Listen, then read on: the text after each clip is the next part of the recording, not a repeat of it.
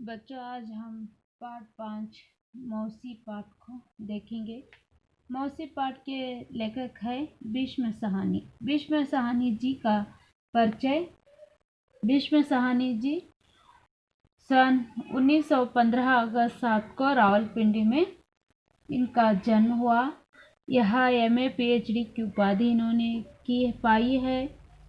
साहनी जी ने हिंदी, अंग्रेजी, संस्कृत, रूसी, पंजाबी आदि भाषाओं के ज्ञाता थे। यह इन भाषाओं की इनकी अनेक रचनाएं भी प्रकट हुई है। विशेषकर आम आदमी का जीवन इनके रचनाओं में मिलती है। तो इन्होंने झरोके, खड़ियाँ, तमस, बसंती आदि इनके उपन्यास है। भाग्यरेखा, भटकती राख, वांचू, शोभा यात्रा आदि इनकी कहानी संग्रह है। भीष्म साहनी जी जीवनियाँ भी लिखे हैं।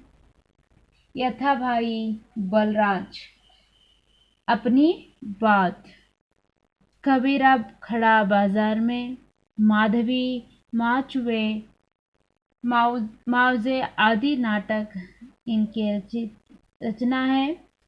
शिरोमणि पुरस्कार, साहित्य अकादमी पुरस्कार, सोवियत लंदन नेहरू पुरस्कार आदि से इन्होंने पुरस्कृत है। तो यह भीष्म साहनी जी की परिचय है।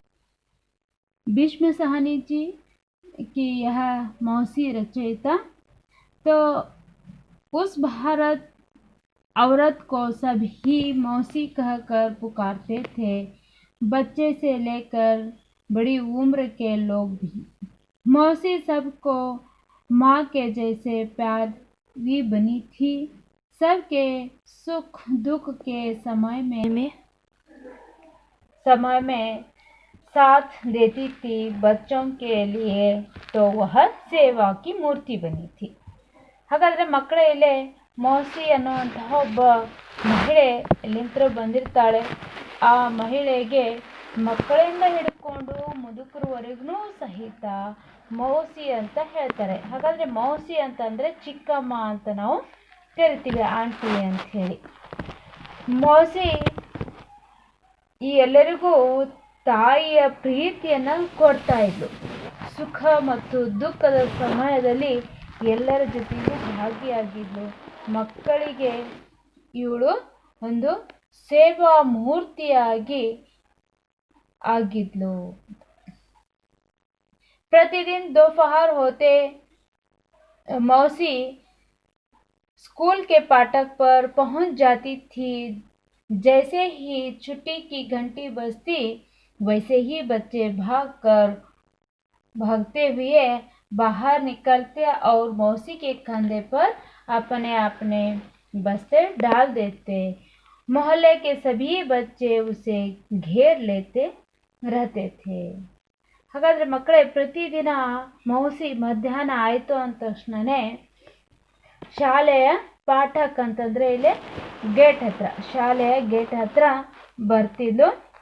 ಮಕ್ಕಳು ಬೆಲ್ಲ ಆದ ತಕ್ಷಣವೇ ಹೊರಗಡೆ ಬಂದು ಏನು ಮಾಡ್ತಿದ್ರು, ಆ ತಮ್ಮ ಬ್ಯಾಗನ್ನು ತೊಗೊಂಡು ಆ ಮೌಸಿಯ ಹೆಗಲಿನಲ್ಲಿ ಹಾಕ್ತಿದ್ರು. ಅಷ್ಟೇ ಅಲ್ಲ, ಆ ಮಕ್ಕಳು ಹೆಗಲಿಗೆ ಹಾಕಿ ಮಕ್ಕಳು ಅವಳನ್ನು ಸುತ್ತುವರ್ತಿದ್ರು. ಅಲ್ಲಿಂದ ಮಕ್ಕಳನ್ನು मौसी ಮನೆಗೆ ಕರೆದುಕೊಂಡು ಬರ್ತಾ ಇದ್ಲು. दोपहर ढलते पर मौसी नीम के पेड़ के नीचे पहुंचती, जहां सभी बच्चे खेला करते थे. मौसी को बच्चों के साथ खेलना, उन्हें कहानियाँ, चुटकुले और पहेलियाँ सुनाना बहुत पसंद था. वह तोता तोती की कहानियाँ, कांटे के घोड़े की कहानियाँ, वीरोचित कहानियाँ आदि सुनाती थी. ಮಕ್ಕಳು, ಹಾಗಾದರೆ ಮಧ್ಯಾಹ್ನ ಹೊತ್ತು ಆಯಿತು ಅಂದ ತಕ್ಷಣವೇ ಮೌಸಿ ಏನು ಮಾಡ್ತಿದ್ಲು, ಅವರ ಒಟಾರ್ನಲ್ಲಿ ಒಂದು ಬೇವಿನ ಗಿಡ ಇತ್ತು. ಆ ಬೇವಿನ ಗಿಡದ ಕೆಳಗಡೆ ಬಂದು ಕೂತ್ಕೊಳ್ತಾ ಇದ್ರು. ಮಕ್ಕಳು ಆಟ ಆಡ್ತಾ ಇದ್ರು. ಅವ್ರ ಜೊತೆನೇ ಈ ಮೌಸಿ ಆಟ ಆಡ್ತಿದ್ಲು. ಆಟ ಸಾಕಂದ ಮೇಲೆ ಅವ್ರಿಗೆ ಕರೆದುಕೊಂಡು ಕಥೆಯನ್ನು ಹೇಳ್ತಾ ಇದ್ಲು. ಚುಟ್ಕುಲೆ ಅಂತಂದರೆ ಸಣ್ಣ ಒಂದು ಮುಗುಳಾಗೆ ಒಂದು ಕಥೆಗಳನ್ನ ಹೇಳ್ತಾ ಇದ್ಲು. ಒಗಟುಗಳನ್ನು ಹೇಳ್ತಾ ಇದ್ಲು. ಪಹಲಿಯ ಅಂದರೆ ಒಗಟುಗಳನ್ನು ಹೇಳಿ ತನ್ನ ಮನಸ್ಸನ್ನು ಎಳಿತಾ ಇದ್ಲು. ಹಾಗಾದರೆ ಆ ಕಥೆಗಳಲ್ಲಿ ತೋತಾ ತೋತಿ ಕಿ ಕಹಾನಿಯ, ಕಾಟ್ ಕೆ ಘೋಡೆ ಕಿ ಕಹಾನಿಯ, ವಿರೋಚಿತ್ ಕಹಾನಿಯ ಅಂಥೇಳಿ ಹೇಳ್ತಾ ಇದ್ರು. मौसी बच्चों को खिलाने के लिए अपने पास चने, टिकिया, मूंगफली आदि कुछ न कुछ रखती थी. वह बच्चों से अपने बेटे बेटियों जैसी प्यार करती थी. ಮಕ್ಕಳೇ, ಹಾಗಾದರೆ ಮೌಸಿ ಆ ಮಕ್ಕಳನ್ನು ತಿನ್ನಿಸ್ಲಿಕ್ಕೆ ಕೆಲವೊಂದು ಚನೆ ಅಂತಂದರೆ ಇಲ್ಲಿ ಕಡಲೆಯನ್ನು, ಟಿಕಿಯಾ ಅಂದರೆ ಚಿಕ್ಕಿ ಅಂತ ಹೇಳ್ತೀವಿ, ಅದು ಮೂಂಗ್ಫಲಿ ಅಂತ, ಮುಂಗ ಅಂದರೆ ಹೆಸರು ಕಾಯಿಯನ್ನು ಸಹಿತ ತಿನ್ನಲಿಕ್ಕೆ ಕೊಡ್ತಾ ಇದ್ದು. ಅಷ್ಟೇ ಅಲ್ಲ, ಮಕ್ಕಳನ್ನು ತನ್ನ ಸ್ವಂತ ಮಕ್ಕಳ ಹಾಗೆ ನೋಡ್ಕೊಳ್ತಾ ಇತ್ತು. एक दिन जब स्कूल की घंटी हुई तो बच्चे उठाकर बाहर निकल आए तो मौसी फाटक पर नहीं थी. शाम को बच्चे खेलने के लिए निकले तो मौसी पेड़ के नीचे भी नहीं थी. किसी को भी मालूम नहीं था कि मौसी कहाँ गई है. ಹಾಗಾದರೆ ಮಕ್ಕಳ ಒಂದು ದಿನದ ಮಾತಿದು. ಸ್ಕೂಲ್ ಮುಗಿದ ತಕ್ಷಣವೇ ಬೆಲ್ಲ ಆಯಿತು. ಹಾಗಾದರೆ ಮಕ್ಕಳೆಲ್ಲ ತಮ್ಮ ಬ್ಯಾಗನ್ನು ಎತ್ಕೊಂಡು, ಬಸ್ಸೆ ಅಂದರೆ ಬ್ಯಾಗನ್ನು ಹಾಕ್ಕೊಂಡು ಹೊರಗಡೆ ಬರ್ತಾರೆ. ಗೇಟ್ ಹತ್ರ ಮೌಸಿ ಇರೋದಿಲ್ಲ. ಸಾಯಂಕಾಲ ಆಯಿತು, ಆಟದ ಕಡೆ ಆಟ ಆಡಲಿಕ್ಕೆ ಬರ್ತಾರೆ. ಹಾಗಾದರೆ ಮೌಸಿ ಅಲ್ಲೂ ಇಲ್ಲ. ಹಾಗಾದರೆ ಮೌಸಿ ಎಲ್ಲಿ ಹೋಗಿದ್ದಾಳೆ ಅನ್ನೋದನ್ನು ಯಾರಿಗೂ ಗೊತ್ತಿರಲಿಲ್ಲ. कई दिन बीत गए पर मौसी का कुछ पता ही नहीं चला. उसके बिना सारा मोहल्ला सुना सुना लगता था. एक दिन बच्चे मौसी की खोज में घूम रहे थे. तभी एक मकान के अंदर से ऊंची ऊंची आवाज सुनाई दी. हमने टेका तो नहीं ले रखा है मौसी. 20 दिन से तुम यहाँ हो. अब तुम किसी दूसरे के घर चले जाओ. ಹಾಗಾದರೆ ಆ ಮಕ್ಕಳು ಮೌಸಿಯನ್ನು ಹುಡುಕ್ತಾ ಇದ್ದಾರೆ. ಎಷ್ಟೋ ದಿನಗಳು ಆ ಮೌಸಿ ಇಲ್ಲದೇ ದಿನಗಳು ಕಳೆದ್ಬೋದು. ಆದರೆ ಸಹಿತ ಮೌಸಿಯ ಒಂದು ಬಗ್ಗೆ ಯಾರಿಗೂ ಗೊತ್ತೇ ಇರಲಿಲ್ಲ. ಹಾಗಾದರೆ ಆ ಏರಿಯಾ ಹೇಗಿತ್ತಪ್ಪ ಅಂತಂದರೆ ಸುನಾ ಅಂತಂದರೆ ಸಾಮ್ಸುಮಾಗಿತ್ತು. ಅಂದರೆ ಹೇಳ್ತಾರೆ ನೋಡ್ರಿ, ನೀ ಇಲ್ಲ ಅಂದರೆ ಕಳೆನೇ ಇಲ್ಲ ಈ ಏರಿಯಾಕ್ಕೆ ಅಂತ. ಹಾಗೆ ಆ ಮೌಸಿ ಇಲ್ಲ ಅಂದರೆ ಆ ಏರಿಯಾಕ್ಕೆ ಕಳೆನೇ ಇರಲಿಲ್ಲ.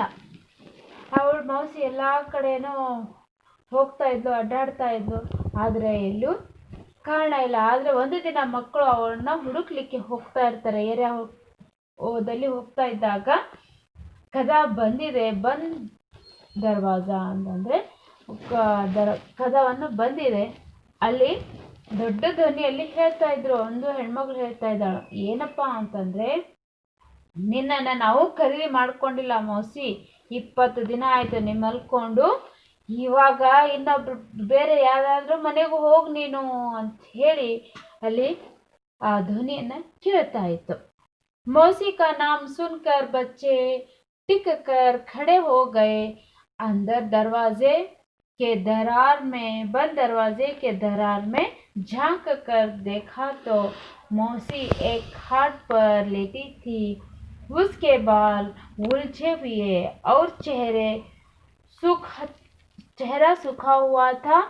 मौसी को ऐसी स्थिति में देखकर बच्चों को बहुत दुख हुआ और गुस्सा आया.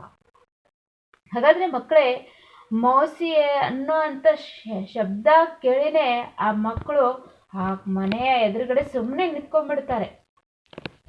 ಕದ ಬಂದಿದೆ, ಅಲ್ಲಿ ಒಂದು ಚಿಕ್ಕದಾದ ಹೋಲ್ ಇದೆ. ದರಾರ್ ಅಂದ್ರೇನು? ಹೋಲು. ಆ ಹೋಲ್ನಲ್ಲಿ ಇಣಿಕಿ ನೋಡ್ತಾರೆ. ಝಾಂಕಕ್ಕ ಅಂತಂದರೆ ಇಣಿಕಿ ನೋಡ್ತಾರೆ. ಹಾಗಾದರೆ ಮೌಸಿ ಒಂದು ಪಲಂಗಿನ ಮೇಲೆ ಮಲ್ಕೊಂಡಿದ್ದಾಳೆ. ಹಕ್ಕಿಯ ಕೂದಲು ಎಲ್ಲ ಹರಡಿಬಿಟ್ಟಿದ್ದು, ಮುಖ ಏನಾಗಿತ್ತು? ಸಪ್ಪಾಗಿತ್ತು. ಚೆಹರಾ ಸುಖ ಅಂದರೆ ಸಪ್ಪಾಗಿತ್ತು. ಆರಾಮಿಲ್ಲ ಅಂದರೆ ಹೇಗಿರುತ್ತೆ ಹಾಗೆ. मौसी को ऐसी स्थिति देखकर ಮಕ್ಕಳು ಆ ಮೌಸಿಯ ಇಂಥ ಸ್ಥಿತಿಯನ್ನು ನೋಡಿ ಬಹಳಷ್ಟು ದುಃಖ ಆಗುತ್ತೆ, ಅಷ್ಟೇ ಸಿಟ್ಟು ಬರುತ್ತೆ. दूसरे दिन बच्चे हॉकी मैच खेलकर लौट रहे थे तो रास्ते में एक फूल पास मौसी बैठी नजर आई. उसके पास एक छोटी सी गठरी और लाठी भी थी. मौसी को देखकर सब उसे घेर कर प्रश्न पूछने लगे. ಹಾಗಾದ್ರೆ ಮರುದಿನ ಮಕ್ಕಳು ಏನು ಮಾಡಿದ್ರು, ಸಂಡೇ ಅಂದರೆ ಮ್ಯಾಚ್ ಆಡ್ಲಿಕ್ಕೆ ಹೋಗ್ತಿರಲ್ಲ, ಹಾಗೆ ಹಾಕಿ ಮ್ಯಾಚನ್ನು ಆಡಲಿಕ್ಕೆ ಈ ಮಕ್ಕಳು ಹೋಗಿದ್ರು. ದಾರಿಯಲ್ಲಿ ಒಂದು ಫುಲ್ ಅಂತಂದರೆ ಬ್ರಿಡ್ಜ್, ಆ ಬ್ರಿಡ್ಜ್ ಬರುತ್ತೆ. ಬ್ರಿಡ್ಜ್ ಪಕ್ಕಕ್ಕೆ ಮೌಸಿ ಅಲ್ಲಿ ಕೂತ್ಕೊಂಡಿರ್ತಾಳೆ. ಆ ಮೌಸಿಯ ಪಕ್ಕಕ್ಕೆ ಒಂದು ಕೋಲು, ಒಂದು ಗಟರಿ ಅಂದರೆ ಗಂಟು, ಬಟ್ಟೆ ಗಂಟು ಇರುತ್ತೆ. ಅದನ್ನು ನೋಡಿ ಆ ಮಕ್ಕಳು ಎಲ್ಲರ ಮೌಸಿ ಕಡೆ ಓಡ್ ಹೋಗಿ ಎಲ್ಲರ ಸುತ್ತುವರ್ಕೊಂಡು ಮೌಸಿಗೆ ಮೇಲಿನ ಮೇಲೆ ಪ್ರಶ್ನೆನೇ ಕೇಳ್ತಾರೆ. तू इतने दिन कहाँ थी मौसी, यहाँ क्यों बैठी हो? एक ने पूछा. मैं यहाँ से जा रही हूँ बेटा. कहते हुए मौसी की आंख भर आई. तू तो बीमार थी मौसी, बीमार तबीयत कैसी है? बलदेव ने पूछा. बेटा मैं ठीक हो गई हूँ, अपने गांव जा रही हूँ. हम तुझे कहीं जाने नहीं देंगे मौसी. सब ने एक स्वर में कहा. मौसी की आंखों में आंसू छलक उठी. ಹಾಗಾದರೆ ಮಕ್ಕಳು ಪ್ರಶ್ನೆ ಮೇಲೆ ಪ್ರಶ್ನೆ ಕೇಳ್ತಾರೆ. ನೀನು ಇಷ್ಟು ದಿನ ಎಲ್ಲಿದ್ದೆ ಮೌಸಿ ಅಂಥೇಳಿ, ಆಂಟಿ ಎಲ್ಲಿದ್ದೀಯಾ, ಕ್ಯಾ ತುಮ್ ಯಹಾ ಕ್ಯೂ ಬಟ್ಟಿ ಹೋ, ಇಲ್ಲಿ ನೀ ಯಾಕೆ ಕುಳಿತುಕೊಂಡಿದ್ದೀಯಾ ಅಂತ ಒಬ್ಬವನು ಕೇಳ್ತಾನೆ. ಮೈ ಯಹಾ ಸೆ ಜಾ ರಹಿ ಹೂಂ. ಆಂಟಿ ಹೇಳ್ತಾ ಇದ್ದಾಳೆ, ನಾನು ಇಲ್ಲಿಂದ ಹೋಗ್ತಾ ಇದ್ದೀನಿ ಅಂಥೇಳಿ. ಆ ಮೌಸಿಯ ಕಣ್ಣಲ್ಲಿ ತುಂಬ ನೀರು ಬರುತ್ತೆ. ಮತ್ತು ಬಲದೇವ್ ಕೇಳ್ತಾನೆ, ನೀವು ಹುಷಾರಿಲ್ವಲ್ಲ, ನಿನಗೆ ಈಗ ಹೇಗಿದ್ದೀಯಾ ನೀನು ಅಂತ ಬಲದೇವ್ ಕೇಳ್ತಾನೆ. ಮೌಸಿ ಹೇಳ್ತಾಳೆ, ಇಲ್ಲಪ್ಪ ಚೆನ್ನಾಗಾಗಿದ್ದೀನಿ, ನಾನು ಆರಾಮಿದ್ದೀನಿ, ಇವಾಗ ನಾನು ನಮ್ಮ ಊರಿಗೆ ಹೋಗ್ತಾ ಇದ್ದೀನಿ ಅಂತ ಹೇಳಿದಾಗ ಎಲ್ಲ ಮಕ್ಕಳು ಒಂದೇ ಸ್ವರದಲ್ಲಿ ಹೇಳ್ತಾ ಇದ್ದಾರೆ, ನಾವು ನಿಮಗೆ ಹೋಗ್ಲಿಕ್ಕೆ ಕೊಡೋದಿಲ್ಲ ಅಂಥೇಳಿ ಒಂದೇ ಒಕ್ಕಟ್ಟಿನ ಸ್ವರದಲ್ಲಿ ಹೇಳ್ತಾಳೆ. ಆ ಮಾತನ್ನು ಕೇಳಿ ಮೌಸಿಯ ಕಣ್ಣೀರು ಹಾಗೇ ಸುರಿತಾ ಇರ್ತದೆ. दुकान के सामने एक खाट बिछी थी. 2-3 लड़के भागकर खाट उठा ले आए. उस पर मौसी को जबरदस्ती से बिठा लिया. खाट को सीधे नीम के पेड़ के नीचे ले आए. कन्हैया भागकर अपने घर से दरी और तकिया लाया. उषा थाली में 2 रोटियां लाई. योगराज एक कटोरे में दूध लाया. गोपाल घर से लैंप उठा लाया. मुन्नी पीने के लिए पानी लाई. बलदेव के पिता डॉक्टर थे, वह अपने पिता को क्लिनिक से खींच लाया. मौसी बीमार है, आप जल्दी चल कर देखिए. ಮಕ್ಕಳೇ ನೋಡ್ರಿ, ಆ ಮೌಸಿಯನ್ನ ಫೂಲ್ ನಿಂತರ ಕರ್ಕೊಂಬಂದ್ರೆ ಬ್ರಿಡ್ಜ್ ಇಂದ ತಮ್ಮ ಏರಿಯಾಕ್ಕೆ ಕರ್ಕೊಂಬರ್ತಾರೆ. ಕರ್ಕೊಂಡು ಹೇಗೆ ಬರ್ತಾರೆ ಅಂತಂದರೆ, ಯಾವುದೋ ಒಂದು ಅಂಗಡಿಯ ಮುಂದ್ಗಡೆ ಒಂದು ಕಾಟನ್ನು ಅಲ್ಲಿ ಇಟ್ಟಿರ್ತಾರೆ. ಅದನ್ನು 2-3 ಜನ ಓಡ್ ಹೋಗಿ ಆ ಕಾಟನ್ನು ತೊಗೊಂಬರ್ತಾರೆ. ಆ ಮೌಸಿಯನ್ನು ಆ ಕಾಟಿನ ಮೇಲೆ ಜಬರ್ದಸ್ತಿ ಮಾಡಿ ಅಂತಂದರೆ ಒತ್ತಾಯದ ಪೂರ್ವಕವಾಗಿ ಆ ಕಾಟಿನಲ್ಲಿ ಕುಂದ್ರಿಸ್ತಾರೆ. ಸೀದಾ ಎತ್ಕೊಂಡು ಎಲ್ಲಿಗೆ ಬರ್ತಾರೆ, ತಮ್ಮ ಒಟಾರ್ನಲ್ಲಿರುವಂತಹ ಬೇವಿನ ಗಿಡದ ಕಟ್ಟೆಯ ಮೇಲೆ ಇಡ್ತಾರೆ. ಹಾಗಾದರೆ ಕನ್ನಯ್ಯ ಏನು ಮಾಡ್ತಾನೆ, ತಮ್ಮ ಮನೆಗೆ ಓಡ್ ಹೋಗಿ ದರಿ ಅಂತಂದರೆ ಚಾದರು, ರಗ್ಗು ಅಂತ ಹೇಳ್ತೀವಿ, ಅದನ್ನು ಮತ್ತು ತಕಿಯ ಅಂದರೆ ದಿಂಬು, 2 ತೊಗೊಂಬರ್ತಾನೆ. ಉಷಾ ಏನು ಮಾಡ್ತಾಳೆ, 2 ರೊಟ್ಟಿಯನ್ನು ತೊಗೊಂಬರ್ತಾಳೆ. ಯೋಗರಾಜ್ ಒಂದು ಬಟ್ಲಲ್ಲಿ, ಕಟೋರಿ ಅಂದರೆ ಬಟ್ಲದಲ್ಲಿ ಹಾಲನ್ನು ತೊಗೊಂಬರ್ತಾನೆ. ಗೋಪಾಲ ಲ್ಯಾಂಪನ್ನು ತನ್ನ ಮನೆಗೆ ಹೋಗಿ ಲ್ಯಾಂಪ್ ತೊಗೊಂಬರ್ತಾನೆ. ಮುನ್ನಿ ಏನು ಮಾಡ್ತಾಳೆ, ಕುಡಿಲಿಕ್ಕೆ ನೀರು ತೊಗೊಂಬರ್ತಾರೆ. ಹಾಗಾದರೆ ಬಲ್ದೇವ್ನ ತಂದೆ ಡಾಕ್ಟ್ರ್ ಇರ್ತಾರೆ. ಅವ ಏನು ಮಾಡ್ತಾನೆ, ಕ್ಲಿನಿಕ್ ಅಂದರೆ ಹಾಸ್ಪಿಟ್ಲ್ಗೆ ಹೋಗಿ ಓಡೋಗಿ ತಮ್ಮ ತಂದೆಗೆ ಕ್ಲೀನ್ ಚಂದ್ರಾಗಿ ಎದ್ಕೊಂಡು ಕರ್ಕೊಂಬರ್ತಾನೆ. ಏನಂತೇಳಿ, ಮೌಸಿ ಭಾಳಷ್ಟು ಸಿಕ್ಕಿದ್ದಾಳೆ, ನೋಡಲಿಕ್ಕೆ ನೀವು ಬರ್ರಿ ಅಂಥೇಳಿ ಕರ್ಕೊಂಬರ್ತಾನೆ. बच्चे सोचने लगे कि मौसी को कहाँ ठहराया जाए. उन्होंने निर्णय लिया कि वे बारी बारी से उसे अपने घर में रखे. बाद में उन्हें हेडमास्टर जी से विनती की कि मौसी को स्कूल में काम दिया जाए. हेडमास्टर जी ने मान लिया और मौसी को रहने के लिए स्कूल में एक कोठरी भी दे दी.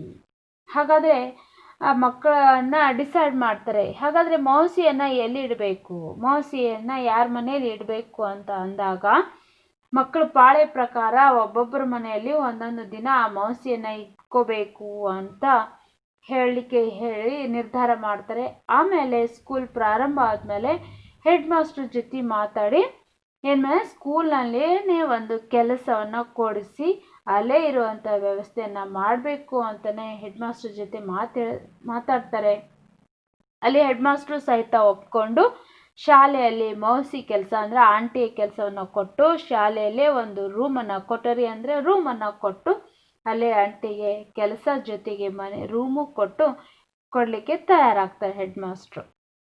मौसी फिर से स्कूल के आंगन में आने लगी. बच्चे उसे घेरे रहते और वह उन्हें कहानियाँ सुनाती, कभी कभी लाठी टेकती हुई मोहल्ले का चक्कर काटती.